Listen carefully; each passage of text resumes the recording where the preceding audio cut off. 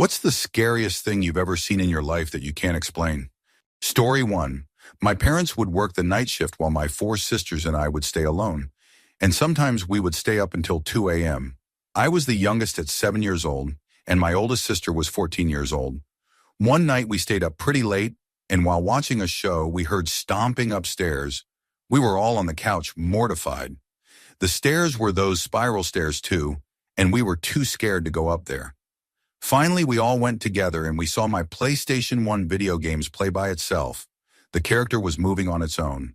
We freaked out, and I vividly remember that when I slept that night, I could see myself sleeping on my bed, in third person, surrounded by black silhouettes, speaking in Latin.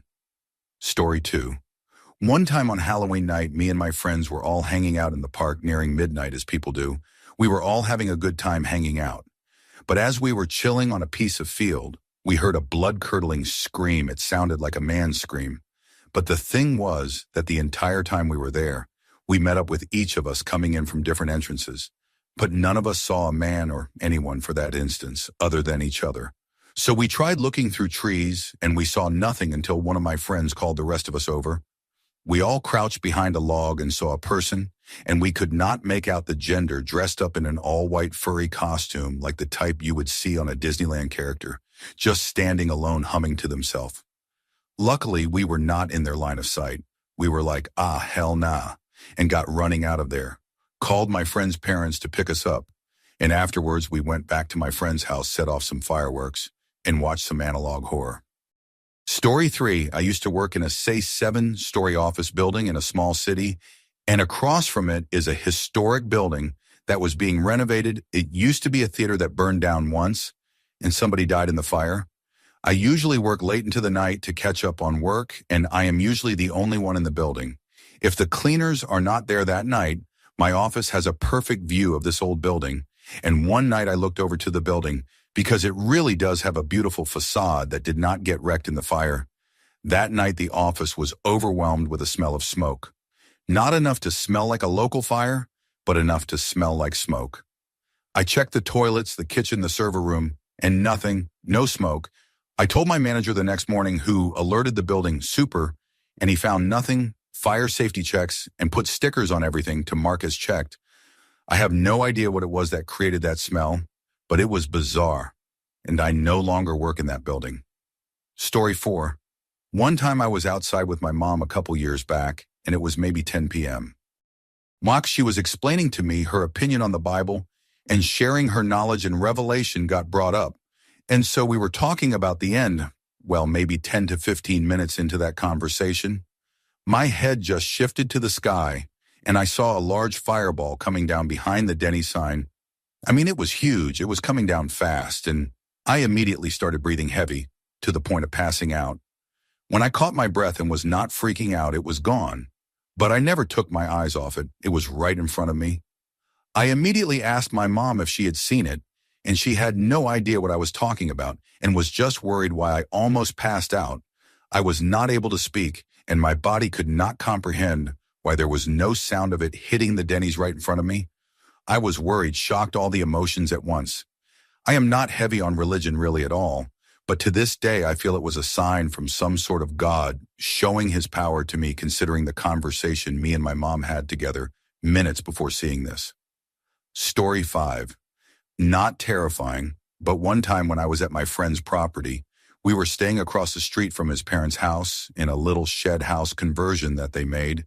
This area is very foresty and not very popular, and right behind the shed is a forest. There was no bathroom in the shed, so if we wanted to go, we had to go behind the house in the bushes.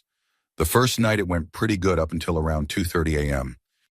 when I had to go to the bathroom right before I went to bed, and when I went out there it was pitch black, and then I heard something that sketched me out, footsteps in the brush behind me. I sprinted back inside the shed, but I know it was probably just a deer or something, but it was 2 past midnight, and it just did not feel right. The next day went fine until night again. For most of the night we had the curtains up, and there are 2 doors, one main one, and one in the bedroom, and I felt like I was being watched for the whole night. So I got me and my friend out of the shed, and we shined a flashlight into the woods, but we could not see anything. The rest of the night went relatively fine, except the feeling never went away. My friend said I was just overreacting, but I do not know. What do you all think? Story 6. I had an eerie experience late one night when I was about 19 years old. I was staying up late one night, scrolling on my phone in bed, when everything around me started to turn red. It was quick, but I could see the change in hue happening within the first 5 or so seconds of the experience. I rubbed my eyes and tried closing them for a few seconds, thinking I had strained them and that I was imagining it. But after a few seconds of opening and closing them, nothing seemed to change. I looked around from where I was sitting and could not see anything that would have caused the light in my room to suddenly shift. It was after midnight, and I had blackout curtains over all my windows, so there was no way anything from outside could have caused the change.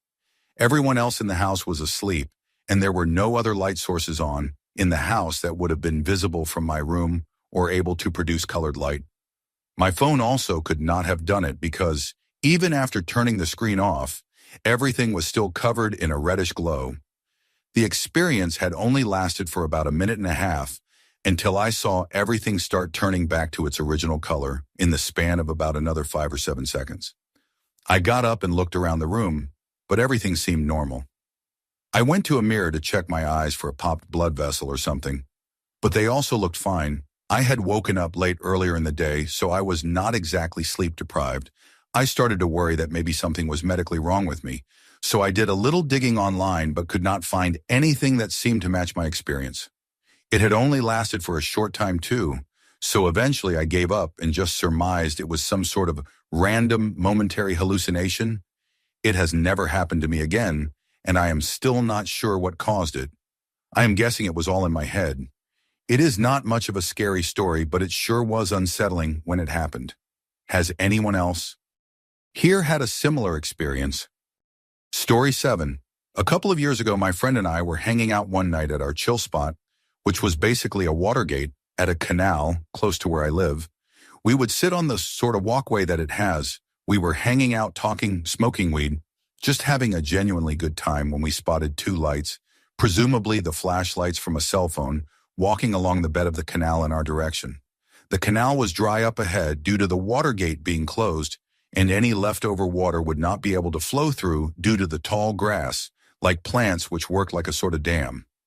I asked my friend why the hell would anyone be walking along the bed of the canal at this time, and for what reason. We assumed they were probably substance addicts or something. The lights eventually went off, and we just shrugged it off. A couple minutes later, we heard a small splash in the water below our feet where we were sitting. I told my friend it was probably a toad or a snake or some type of animal. That is when my friend said to me that he thinks someone threw a rock at us and that it was most likely the people who were flashing their lights. I told him that if it was them, then they were probably trying to scare us or wanted trouble, and that if it happens again, we should see it as a threat, and that we would leave. A couple of minutes passed, and it happened again. This time I actually saw the rock hit the water. I started feeling uneasy. That is when we saw the lights flash again. But this time they were walking along the canal path towards us when they turned off the flashlights again. By this point, my friend and I were creeped out in complete silence, waiting to see what would happen next. That is when we both heard 3 screams, and the last scream was the longest and loudest, and it rang in my ear as if someone had screamed right next to me. It sounded as if someone was getting brutally tortured. My friend and I looked at each other in complete fear, eyes opened wide, see. Confused, I asked him if he heard the screams too, just to make sure I was not going crazy. He told me that he heard them too, and my blood ran cold. I told him that on the count of 3, we would jump the canal and get on my motorcycle and get the hell out of there. Sure enough, we did, and we got out of there. We went to my house and talked about what those screams could have been, or what it meant, and we came to the idea that maybe someone was getting tortured or killed, or both. I live in Mexico, in a city where kidnapping and murders are not uncommon.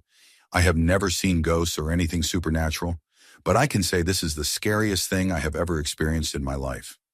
Story 8. This one is short, but it is scary and makes me wonder if I was just a weird kid or not. Anyway, when I was around maybe 10 or 11, I was playing with Legos in my room. Just to give the layout of my old room design, the table was at the window, which was on the wall, facing outside, and my bed was behind me, and there was my television in front of the bed, as well as a closet next to the other side of the bed. And during this time, I was with my grandpa. Now back to the main point. As I was playing with the Legos, I suddenly heard crying, a child crying. I immediately froze in fear, and I have never felt such terror in my life. Again, there was no one else besides me and my grandpa. So of course, knowing that I was about to panic, I began to cry. As I heard the child crying, because I was absolutely horrified, I began to think of who or what the hell even was crying. Was it the television?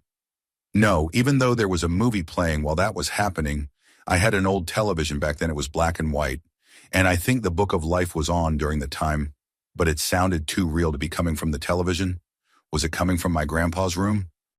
No, my grandpa's room is across from mine, and the child crying was way too close. It was definitely in my room. So I just continued to cry, obviously. The crying continued for what felt like forever.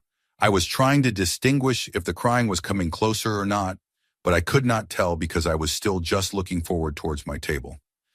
Not towards the child crying behind me, but I could tell the child was crying right between the space of my closet and my bed. But even with that, for some reason, it was hard to tell if it was coming closer or not. Eventually, the crying stopped. I was so horrified that even when the crying stopped, I believe a minute passed after, and I began to actually gain the courage to call my grandpa, which I did, and he came over and checked on me.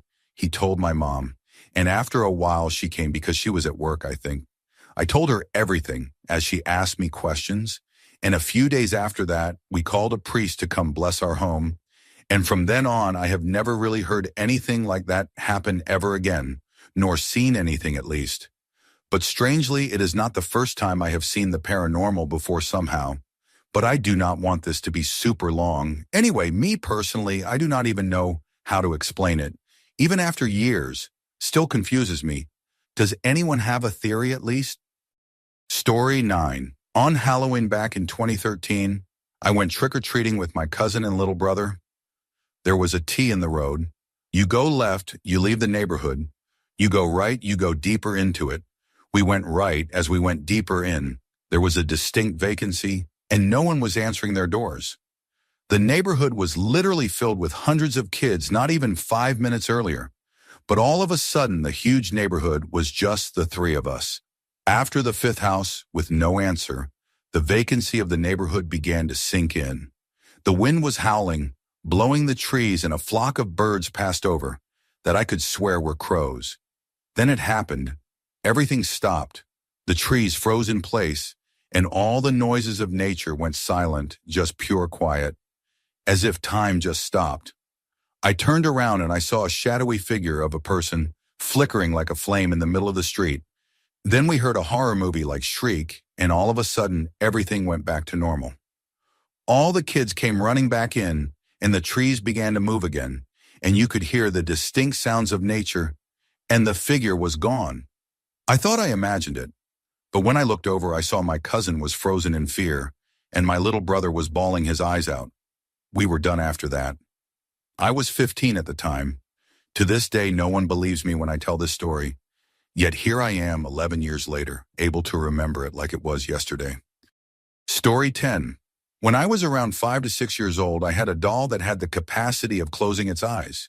If you laid down the doll, I was chilling in my room with my door open, and the house was really tiny. So my mom was in the kitchen, and I could hear her cooking while I was playing with other toys. Out of nowhere, I felt off about the doll and decided to look at her across my tiny room. I kept looking at the doll, and it was sitting in her position. Then the doll blinked just one of her eyes. That scared me so much that I told my mother what happened. And since that day, I did not feel comfortable to play with it again. My parents still kept that doll.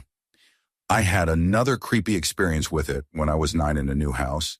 There is a hall that you have to pass to go from the kitchen to the living room.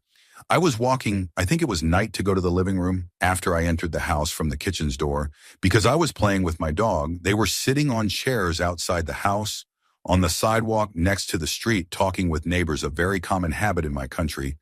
When I was walking the hall, I saw the same doll sitting as if she were hiding in the corner of the wall of the room beyond the hallway looking at me. This doll was supposed to be inside a chest with old toys that my parents had on top of their wardrobe. Even now as an adult, I still have a disturbing feeling about that doll. Story 11. I post this every once in a while, but years ago in 2012, to be exact, my ex and I went on a trip to Portland, Oregon for a couple of weeks. We lived in California at the time.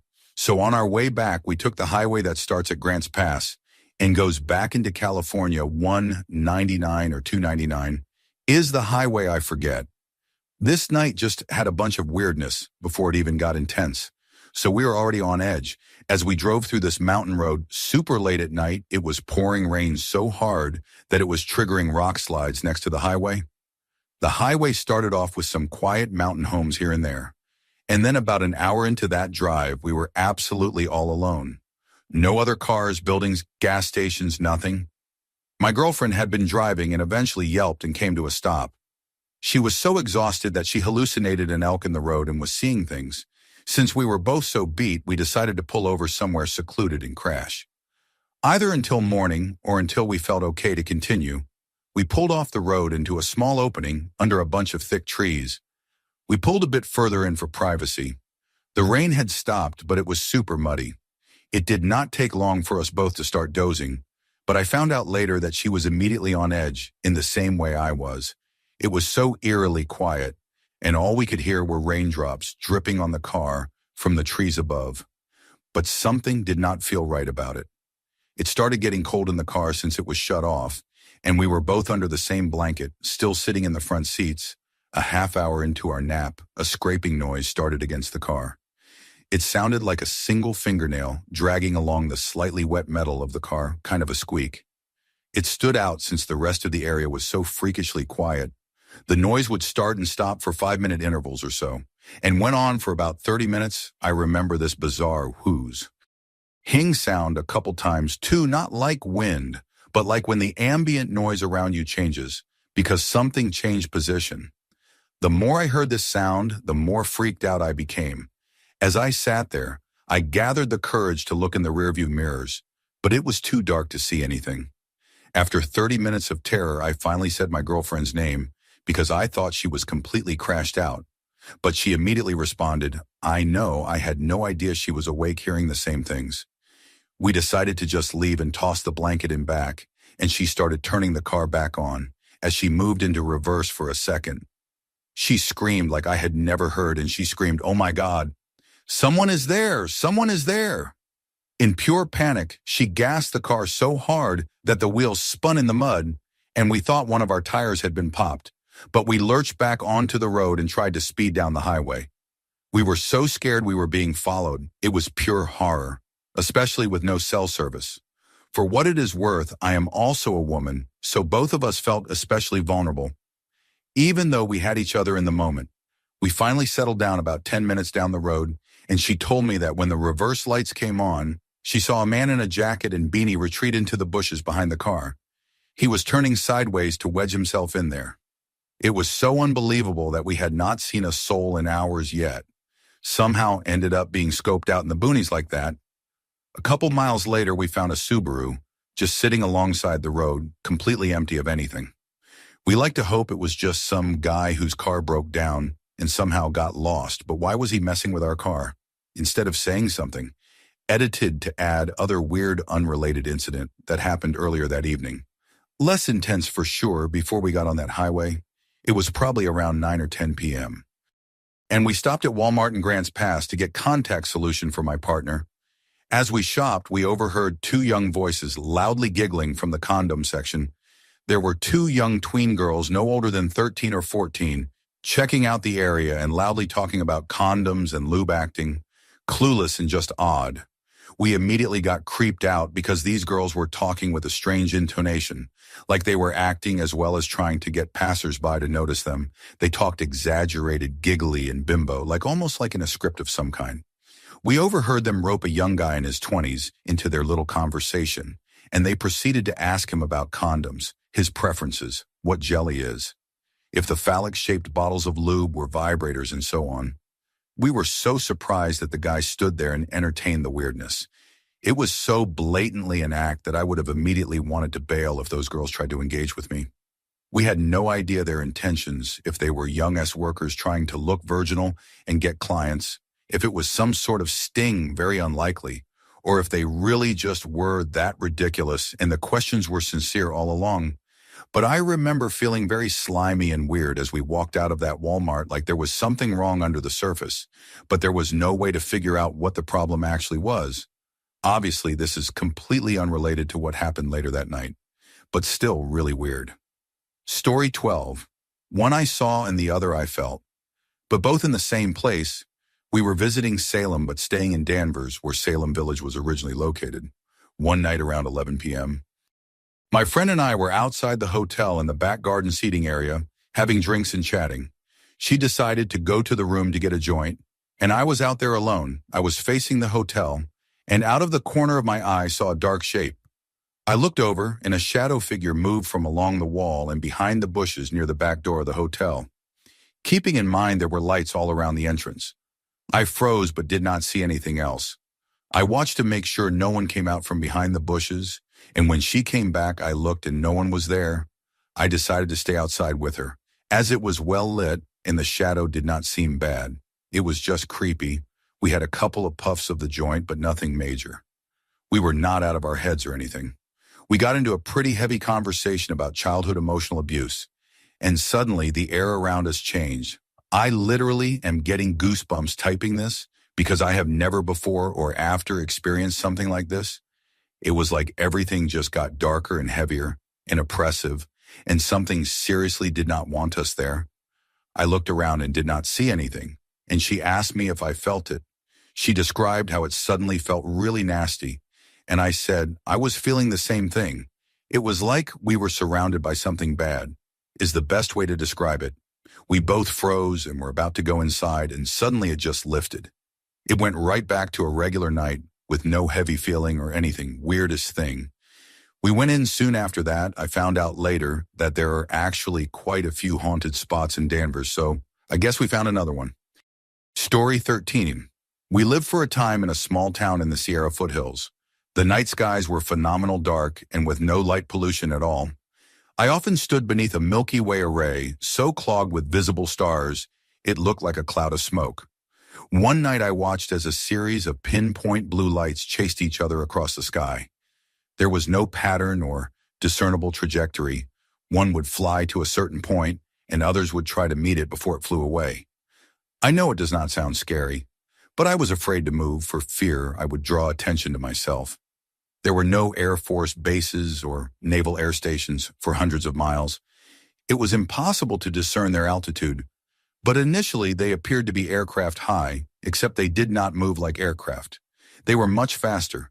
They moved for all intents like a game of laser tag.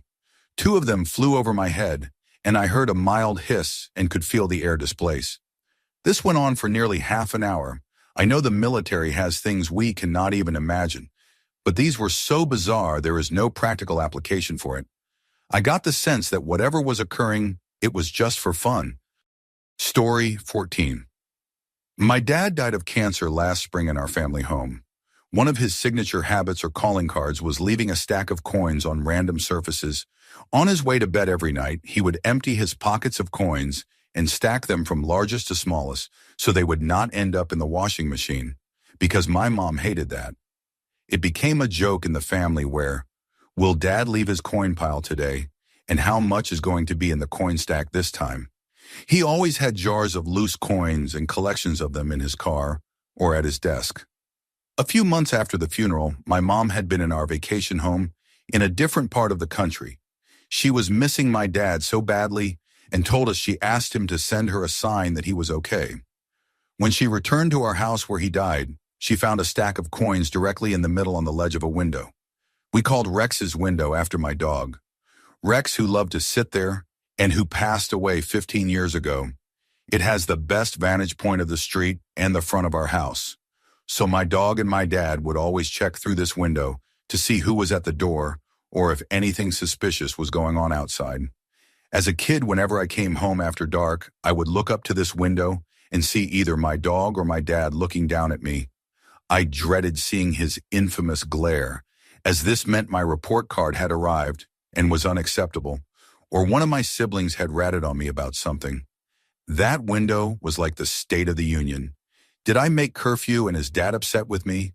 The coins were not there when she left, she specifically remembered, because there was a wilting flower arrangement there. She made sure to throw away before leaving for the airport. The house was locked and no one else had a key. But my siblings and I, who live on opposite sides of the country, we had all used our time off to be with my dad as he was dying, so none of us could take more time off to make a sneaky trip back to the house. Also, the security system was armed, so if anyone had come inside, they would have to disable the system and the system records every time this happens. There was no unaccounted entry or additional use of the security code, just when my mom set the system before she left, and when she unlocked the system upon returning home. There is no way to delete entries from the system's history, and I have seen the log myself. Also, why would any of us do something like this? We all took care of my dad together and watched him die. It would be really creepy and weird and messed up to trick everyone into thinking my dad left us a sign. I have thought of every angle behind this, and either my mom made up the story to comfort us, someone broke into the house and randomly left a stack of coins in a significant place, or my dad really left us a sign. We joke that when my mom was born, a witch placed a curse on her, making it impossible for her to lie. She is a goody two-shoes who could not lie even if she tried, but she does not because the idea of lying deeply offends her. I tried getting her to help me play a prank on someone before, and she literally could not follow through. The guilt overcame her and she confessed before even saying her lines, ruining the prank. I learned I could not rely on her for mischief-making by the age of 14. I especially do not think she could lie, and successfully, about something as sacred to her as my dad or the afterlife, since she is very religious. Story 15. It was October and I was in community college at the time. I got back home from class and went to my parents' bedroom and laid on my mom's bed as she was getting ready to go out with some friends. We have a 2-story house, by the way. From where I was lying, I heard the garage door shut. I asked her if she heard that, but she was in the bathroom doing her hair, so she said no. No one was home but us. She got ready and left. Nothing weird. I was used to staying home alone very often as a kid, so I was used to it as a teenager. When I went to lock the front door, I went to check on the garage as it was like 3 yards away from the front door, and it was completely locked as well. Neither one of us opened it from the time I got home, so I assumed it was just my hearing. Next to the garage door, we have a bathroom, so I went to go pee and left the door open. I do this often when alone. My cats tend to come with me wherever I walk, and they both stood outside the bathroom watching me. I heard 3 loud footsteps running down the stairs and saw the quick head shift from my cats from where the sound was coming. They were looking upstairs from where I could see them. I ran outside the front door with my underwear and pants around my ankles in broad daylight. I called my mom and my boyfriend, crying that someone was in the house. My boyfriend called 911 to have someone come check the house. In the meantime, I was standing outside of the front house looking inside. We have 2 doors, a wooden one and a glass one. I had only closed the glass door, so I stared inside the whole time, expecting to see someone walk downstairs as the staircase is visible from the front door. I saw no one. The police came within 4 minutes and looked around the place and saw no one as well. They chalked it up to Halloween coming soon, and I was just scared or paranoid. I know I heard those 3 footsteps running down the stairs, but I never will know what that was. I cannot think AB out it too often because it will trip me out. Knowing my cats were there also looking upstairs reassures me that it was not in my head, but it does not reassure me as to what that could have been. Story 16. This is not scary to me but pertinent to paranormal happenings, and I just thought it would be interesting to share. So I live in an old 120-year-old farmhouse that my great-grandfather built. I renovated it about 25 years ago for the 3rd time for that house. I always knew it was haunted, heard things, and sometimes saw things in my peripheral. Well, my grandmother had this German wind-up clock that hung on the wall for decades growing up. When I moved in and finished all the work and began living there, the clock stopped working. It must have had a shaft drop out of a bushing and lock the whole mechanism up, but it is fully wound tight, so I took it down and stuck it in my closet for safekeeping until one day I will dismantle it and make repairs. Well, here's the wild part. My girlfriend and I had been together for a few years at this point, early 2019. Her grandmother was very ill with pancreatic cancer. The night of her passing, we were laying in bed about to sleep, and that clock chimed 3 times. We thought that was weird. I told her the story about it. No big deal, January 2020. My father passed away, and the night of his passing, that clock chimed 3 times again. Okay, this was getting really weird. Fall 2023. Her grandfather passed away, and as you would guess, yes. The night of his passing, that clock chimed 3 times. I will say again that the clock does not work. The entire timekeeping mechanism is locked up. This type of clock does not have weights. It has internal springs. There is a special key kept inside used to wind it up once a week, but since the mechanism is locked up, the springs are wound tight still. Even after sitting for nearly 20 years, I am not sure now if I even want to fix it. Since it chimes when we lose someone who is close to us and whom we love dearly, maybe it is a sign that their souls moved on. Maybe it is their way of saying to us that they are watching over us. And all will be okay. I do not know. Interesting, I thought at the least. Story 17, in the early 90s after a heavy storm rain, we found a genuine monster in our backyard ditch dead. It was a pink, completely hairless beast, and it was slightly bigger than a small dog, but it was not necessarily shaped like one. It had long clawed hands, but not like that of a raccoon, yet still not human. It had a long, fat rat tail, but its head was unlike anything on earth. You could have guessed it was any animal stripped hairless by the storm until you saw the head. It had been a powerful beast, very muscular with large claws and its square jaw lined in red gums and long, sharp fangs. Not like a dog or raccoon jaw, just fangs throughout. Its face was frozen in an angry, toothy, snarling scream. Its eyes were so human, sky-blue eyes, but bulging wide and round, rolled up in death. If you have ever seen the movie Willow, it looked like if one of their rat beast dog things they used to track the baby were pink and hairless, or that giant wolfish beast from the Ewoks movie. But the thing about its skin, there were no pores, no hair follicles for fur. It was pure slick smooth. This was no animal with mange. My family knows animals, and we have raised many, seen many, and traveled well just to see animals. We have a good general understanding of their husbandry, but this beast perplexed us because I was so young I figured I personally just did not know enough animals yet. It was that beast that led me to study zoology, ecology, and all animal biology's animals from every corner of the earth, every darkest hole and deepest underwater trench. Now there is hardly an animal I would not know inside and out and diseased.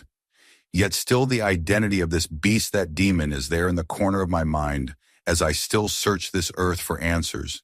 Every animal I learn is truly in pursuit of the beast. I wonder if it was the last of its kind. Story 18. Back in '98, when I was in second grade, I lived in a house in Southern California with my mom, my mom's boyfriend, my 2 sisters, and my oldest sister's boyfriend.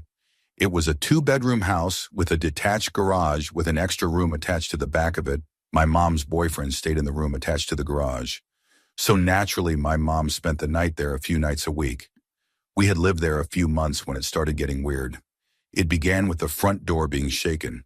Now my sister's boyfriend had a pit bull that was a mean dog to everyone but us, and a few people from the neighborhood that came over regularly. Right before the door shook, the dog started crying and took off. The door only shook a bit, but my middle sister's and my room was right next to it, and it clearly sounded as if someone was trying to get in. We told everyone, but they ruled it being the wind. The next night, it did it again. We again told everyone, and my mom stayed the night in our room to see. That night it escalated. The dog took off and the door began to shake. My mom got in bed with us when it started. She looked scared. The door stopped and something started banging on our window, loud enough that you would think the glass would break. My mom got us out of bed, and we knocked on my sister's and boyfriend's door. Once they opened the door, the banging stopped. Then we heard footsteps on the roof, almost running. We stayed in the room with my oldest sister, and her boyfriend grabbed his gun and went outside.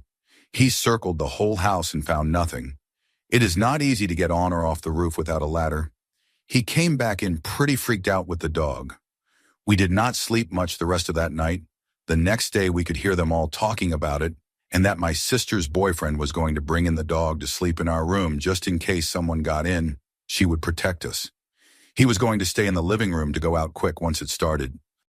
That night it happened again, But this time it transitioned from the door to the banging on the windows to the running on the roof within 15 seconds, and it stopped. When it stopped, we all went into the living room and heard noises in the backyard. We walked towards the dining room to see. The dining room looked out to the backyard, and about a third of it was windows, so it would be easy to see out without actually going into the dining room. When we got to the doorway and looked out, there was a lady in white floating by the windows looking into the house. We lost our minds and ran back to the rooms. They went to look again, and she was gone. I still get goosebumps as it is burned into my memory. The next morning, my mom contacted the church, and the same day they had someone come to the house. She was a medium. Before she arrived, we were all outside, and the dog started barking at the garage and would not go in. She was being put in the garage so she would not bite the medium. As soon as the medium walked in, she said she had a heavy feeling that something was upset that she was there. She stated it felt demonic and that someone had let it in. She stated that the lady in white that had appeared was actually there to protect us, which is why it stopped the night before. She recommended we leave the house. We did. We never spent another night there. Not even my sister's boyfriend. He ended up selling the house a few months later. Now as for my mom's boyfriend, he worked nights, so he was not there when all this happened. He went to stay at his mom's and we saw him a few more times. But then he stopped coming around. My mom broke up with him. Years later, my mom explained to my middle sister and I that she broke up with him because after this all happened, my oldest sister's boyfriend told him he had to move out. He stayed there for about a week after we left, even knowing what was going on. My sister's boyfriend thought it was weird, so he went into the room behind the garage. It was already pretty much empty, but not fully, as he was still sleeping there. He noticed something on the floor under the bed. He looked under the bed and saw a tapestry with pentagrams and different colored candles in a box under it. This man was doing witchcraft back there. We never saw or heard from him again. Story 19. Me and a childhood friend were up really late gaming one night in the new house his parents had just gotten. The basement was still unfinished, but it had the general teenage boy sleepover necessities like a big couch, a television, a coffee table, a cooler, and so on. Sometimes we got a little rowdy or goofy, and I remember my friend and I going through the whole back and forth. No, you are messing with me. No, dude, I am not routine when this happened. Anyway, we were up really late gaming, which was an every other weekend, under good behavior circumstances type of deal. No weird sleep schedules or anything. Just us having a sleepover and gaming until the sun rose once in a blue moon. In the basement, there was one room getting built so far, except the bathroom with the stupid all-black toilet. An actual room that his dad was using as storage and getting it set up to be his art studio. All of a sudden, as the sun was rising or about to, it was still dark, and we were pretty sure his parents were asleep. And this was weird. A loud, sharp, almost shotgun-like bang came from that room, loud enough that the door shook, complete with a flash of light from inside the room. We were terrified, and I think my friend's ears were ringing after standing our ground for a few seconds to figure out what the hell was happening, to see if anything else would happen, or if we needed to call the cops for an intruder or the bomb squad for a bomb or whatever. We first started retrieving the precious gemstones that had just been released and started running down our pant legs, and then we decided to investigate. We were not allowed in the studio, but this seemed a reasonable exception. His parents did not own any guns, and to our shock, when we opened the door to see how bad it was and what could have caused it, it looked untouched. We scoured the basement and found nothing. The electricity never went out. There was no construction going on, and nothing could explain it immediately. I swear it was Lou. Enough that the neighbors would have heard it, so we went to ask and or wake up his parents. Since we thought it was weird, they were not freaking out too, but nothing. It did not wake up his mom nor startle his dad, who was already awake, albeit groggy, waiting for his coffee. He said he did not hear anything, and we pleaded with him to look in there. He said it was all normal, until one night just around sunrise. Really late, his dad thought he heard the same loud bang from the same room, but the rest of the family was conveniently on vacation and out of the house. He said it spooked the dog too, but nothing has happened in over 15 years now as far as I know. Story 20. I grew up an Army brat because my dad served in the Army. His whole career, we were stationed in Germany during the Iraq War, and lived in old World War II German Army barracks that had been repurposed and restored by the United States Army to house troops stationed there. The neighbors always said the German barracks were haunted by dead German soldiers. A lot of them had plenty of ghost stories to tell, some believable and some completely outlandish. My family had seen and heard weird things like the showers being on when we would come home, even though we had not turned them on, or weird footsteps and laughing from the upstairs apartment, even though no one lived up there. My brother and I would frequently get night terrors while we lived there. But they stopped completely once we moved. It was all very creepy and weird. But the man in black was by far the creepiest. When I was 11, I shared a room with my brother. We both had bunk beds that were directly across from the door to the hallway. Every night when I would fall asleep, I would always see the same thing. A man in black with his hood up, walking slowly across the hallway into the bathroom. I would turn in my bed, close my eyes, and ignore it until I fell asleep. At first it freaked me out naturally, but eventually I got used to it. It was always the same thing every night, the man in black with a hood up walking into our bathroom from the hallway. It went on for quite some time. I never told anyone about it. Years later, I was 17 and having dinner with my mom and dad and brother. We were reminiscing about our time in Germany and our creepy German army barracks and all the stories we had heard. Finally, I told them about the man in black who would walk across the hallway. I never told my mom, my friends, or my brother about him, even though my brother slept in the top bunk in the same room. My brother nearly dropped his spoon when I told the story and just looked at me with a wide-eyed stare and Emily said, "You saw him too." My mom and dad both got quiet and creeped out and insisted we were playing some sort of joke on them. But that look in my brother's eyes was all I needed to know.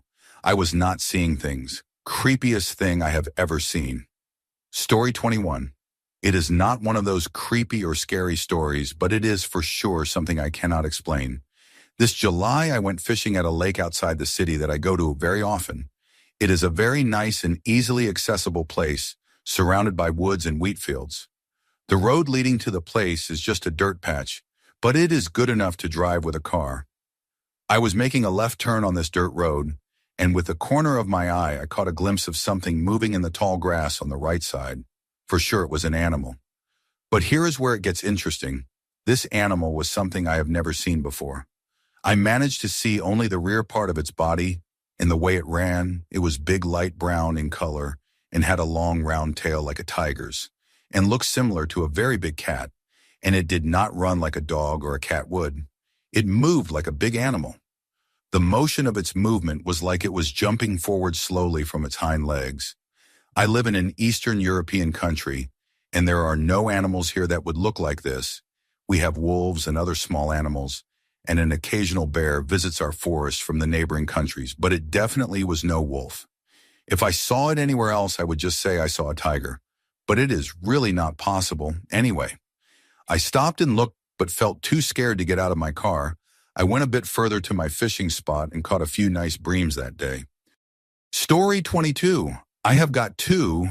One night when my dog was sleeping next to me on my bed, he suddenly popped his head up and started staring at the corner of my room. He did not growl or bark or anything, just kept staring at one specific spot in the corner of my bedroom. Me being immediately creeped out, took out my phone and started recording around my room with the flash on. I started from the left side of my room, then to the middle, which is the corner that he kept staring at, then to the right, and I stopped recording. When I played the video back, you do not see anything at first, but you can see as soon as I pointed the camera and light to the corner that he was staring at. You see a small orb that zoomed off camera and disappeared as soon as the light hit it. I am getting goosebumps again just thinking about it, and I still have that video. If it was some kind of spirit, I would like to think it was a good spirit rather than a bad one, since my dog did not growl or bark.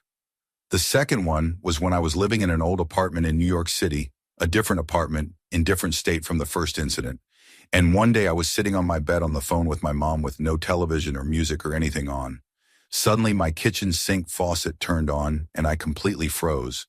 My mom kept asking me if I was there and what was wrong. I asked her if she could hear the sink running, and thankfully she could because she was now my witness. Otherwise I would have thought I was hallucinating. So I told her the story and she freaked out. Anyway, I got up to turn it off. And the crazy thing is, it was on full blast. and this particular faucet was messed up in that you had to really turn it around a few times to get the water running. So there is no way I left it on or anything like that. It never happened again, but until now, I have absolutely zero explanation for it. Story 23, I was the overnight printing coordinator for a company located in a heritage building in my city. It was an old bank building that was probably 150 years old at the time. It was a really odd building because you would walk into the front door and you were immediately in this dark hexagonal room with no doors and a set of gold elevators straight ahead. My job was pretty lax, and I just had to keep the printers running and do some collating and stuff like that. While listening to music, I was in a secured room on the top floor with a magnetic locked door separating me from a general area, accessible only from the elevators I mentioned earlier. Unfortunately, I would need to leave the secure area occasionally throughout the night to get to the kitchen or bathrooms, but I would aim to do that earlier in my shift. I usually worked till 2 or 3 a.m., or during times when the cleaners or security guards were doing their rounds. Now, sorry for all the backstory, but I feel like it is important context. I will start with the event that made me stop listening to music, so it was about 1 a.m. And everyone had done their rounds and it was just me for the rest of the night. I was working on some collating, and I heard the distinct clonk of the magnetic door disengaging. Someone else was here. I wheeled my chair within view of the door, just in time to see it rattling, as though it had just closed. It was a giant glass door, and I could see only the empty, dimly lit hallway beyond it. Whoever it was came into my section, as I did not see them. Walking away down that hallway, I turned my music down and said, "Hello?" No response. I got up thinking it was a coworker coming in very late. I had had drunk coworkers show up to sober up a few times, or maybe security responding to a trip signal or something. I walked through every cubicle and office and nothing. I wrote up my notes for the morning guy and hastily fled the office. There is more. I would always hear things but chalked it up to the building being old. I thought I would hear shuffling footsteps sometimes when I was leaving, but when I would stop to listen, they would stop as well, and I would convince myself it was just me. Then I saw it walk past in the general area one night. I made the mistake of eating food court Chinese food that had probably been sitting out most of the day, and I was feeling off most of the night. Too much information, but I had to break my own rule and use the restroom out in the general area well past when everyone else had left. I had done it before, but weird events had been happening more frequently, and I was a little freaked out. So I opened my secured door, and as soon as I stepped out down the end of the hall in the general area, I saw someone walk past. It looked like a person, but moved so weirdly, like a video with missing frames, if that makes sense. I retreated to the secured area and called security. They went through the entire office and found nothing. So I left when they did, and then the night when it all kind of stopped, things had been rather uneventful for a while. He had actually added more late staff, so I rarely worked alone anymore. And we would joke about things, but other than some unexplained noises and shadows, there was not much going on until one snowy night. I was the only one to make it in because the roads were awful and transit was having all kinds of trouble. I walked in as usual and showed up to a dark office and no one else around. I had stopped at the guard station in a connected building on my way in, and the usual security guard had warned me that even their guys were not showing up because of the weather. What are you going to do? Everything was going pretty well. None of my printers had broken down, and I was close to finishing a big project. I was pretty proud of myself at this point and kicked back in my chair a bit to write down some notes. Security, a word that you would expect to be comforting when you hear it, but was anything but in the moment. After nearly leaping out of my skin, I turned to see an older gentleman, clearly dressed like a security guard, meandering through the other end of my secured area and walking into one of the offices. I said, "You really scared me. You have to knock or something." No response. I said, "Hello." No response. I got up and walked around the office. No one. Oh, well, he must have come and gone. I was not happy, but I had to finish up and get going because the snow was only getting worse. I stopped at the guard station on the way out and let the guard know his partner scared me.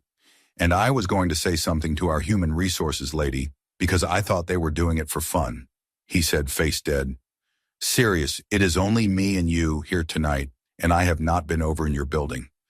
Maybe you were tired." I kind of just walked away at that point and walked home. And that was it. Other than a few benign noises here and there, I never had any other things happen. I do not really believe in ghosts, but short of people pranking me, I cannot explain the things that happened. Years late. I was talking to my old boss and I said, "Did you ever have anything weird happen or see anything?" And he said, "You never saw the shadow guy that would always be standing in the printer room? I would frequently see him first thing in the morning if I got in early enough." Story 24. When I was 10 years old, I took a friend to search for colored fall leaves. We decided to go up the hill to the grade school and go into the woods. I remember walking down a very steep hill covered with brown leaves, and we passed a couple of little streams with wooden platforms across them, and there we found an old foundation.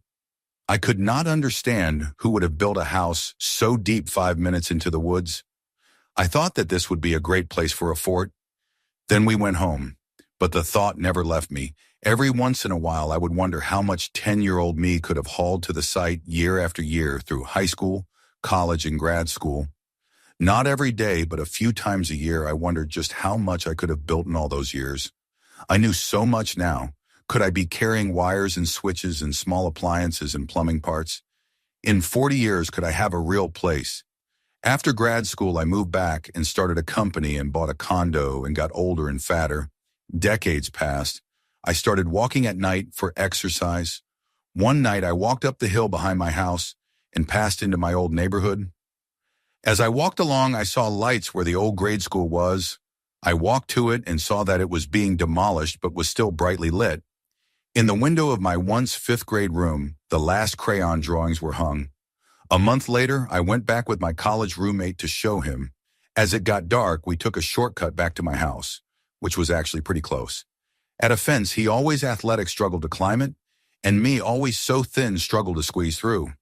It was late and he went back to his hotel sitting in my living room. My mind put the pieces together.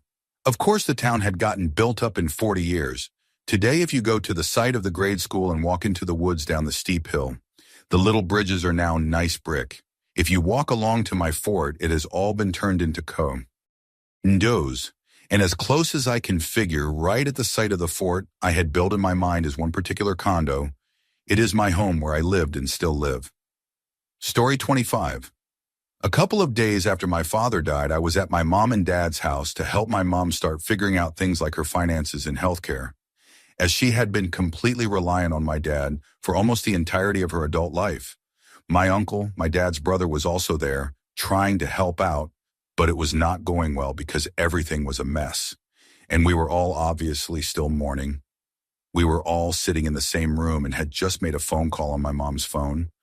My mom started crying and was having a bit of a meltdown when her phone started to ring with my dad's name lit up as the caller. We actually had his phone there as well, and at first we assumed one of us had picked it up or something and accidentally called my mom's phone. However, it was just sitting on an end table nearby with no one else around. I looked at the call logs in my dad's phone, and it had no record of the call. I also looked at the contacts in my mom's phone to see if there was another person with my dad's name saved, as it is a pretty common name, but there were no other contacts with that name. My uncle does not believe in ghosts or the afterlife or anything like that, and was completely speechless. Later he told me that he would not have believed it happened if he had not been there to witness it. My mom says it was my dad trying to tell her that everything was going to be okay. I do not know. I am sure there is some logical explanation, but I have never figured out what it is and have never really known what to make of it. Story 26. A few days before the first anniversary of my nan's death, I had an evening that I cannot explain.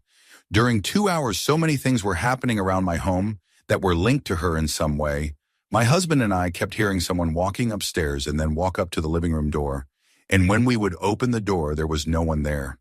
An alarm clock went off with bird sounds, which was an unused setting, and feeding birds was so important to her. Numbers from a toy appeared on the floor in ways that lined up with her birthday, and even her name 712 arranged to look like Liz. So many things for 2 hours. And then my daughter came downstairs. She is nonverbal autistic, and whenever a visitor is on the sofa, she will sit on my lap on the sofa and look at the visitor and do a very distinctive move where she will shake her fingers up and down in front of her face and stare joyfully at the visitor. She did this for 10 uninterrupted minutes and stared constantly at the head height space next to me on the sofa. I was in tears. By that point, my husband and I were totally accepting that she was somehow there because our daughter would never do that if no one was there. Then I said, it really feels like she is here, but she cannot be here. And then my daughter stopped and turned to me and hid her face slowly in my chest and sucked her thumb, as if slightly startled and needing comfort.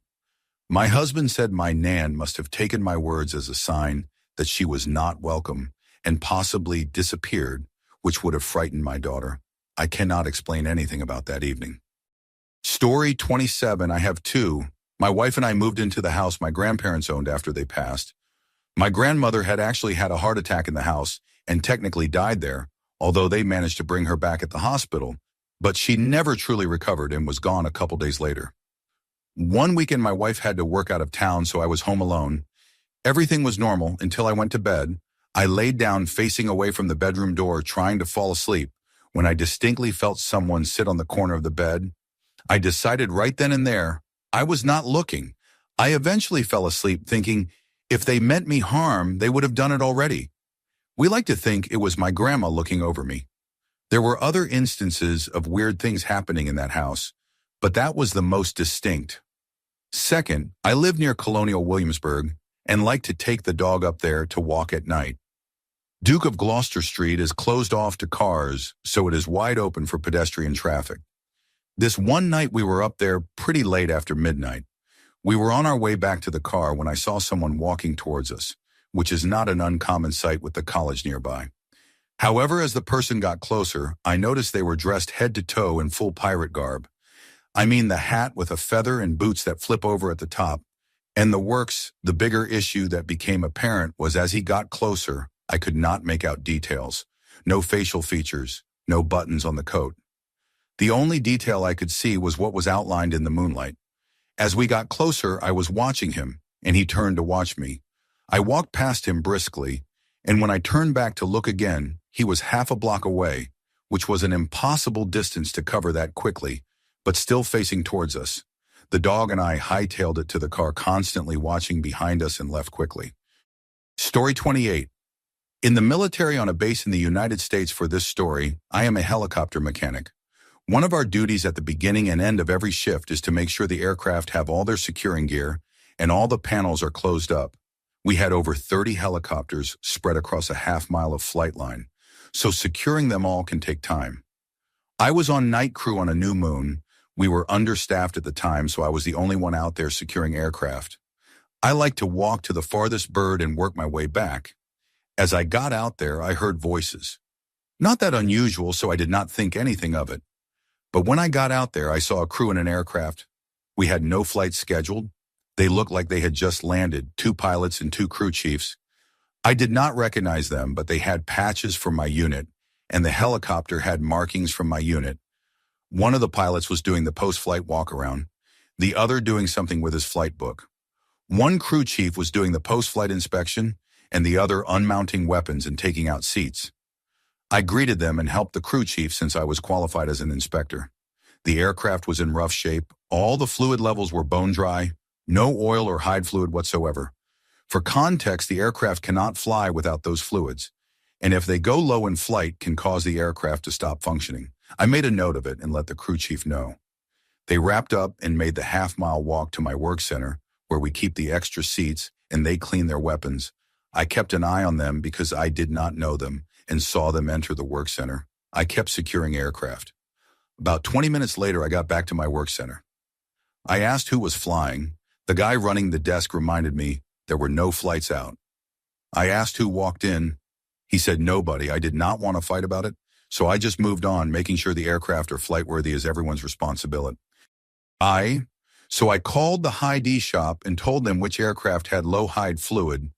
They went to that spot on the line, and the aircraft was there, but it was fully serviced on everything.